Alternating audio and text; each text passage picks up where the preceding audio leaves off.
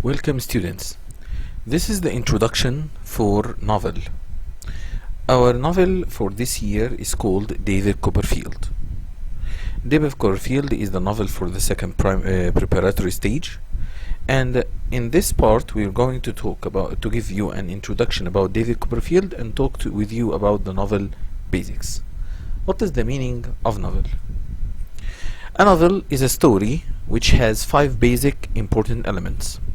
Characters, setting means the time and the place of the story, a plot is the main idea of the story, of what you want to learn from the story, arising action is where all the events reach to the main problem of the story, or all the events push you to the main problem of the story. The main problem is called conflict.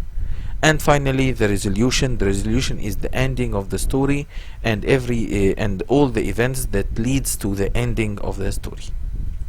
And these essential elements keep the story running smoothly and allow the action to develop. Okay, David Copperfield is a non-fiction novel. What's the meaning of non-fiction? It means that it is near to the real life situations that we live in. Each novel has 2 kinds of narration.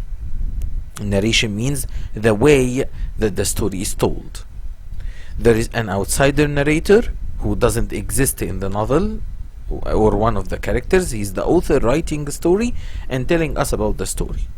Or an insider narrator. An insider narrator is always the hero or the heroine of the novel, and he is telling us about the story of his life. And in this novel, David is the hero of the novel. He is the narrator of our novel. He tells us the novel from his point of view or in his way of writing. Let's talk about the author. The author is called Charles Dickens. Charles Dickens is one of the most famous writers in the world, and many of his novels have been translated into different languages because he's a successful man. Also, many of his stories have been made into successful television programs and films. David Copperfield is considered a non-fiction novel, as we said before, because some of the parts of the story are very similar to Dickens' own life. So David Copperfield and Dickens share the same events.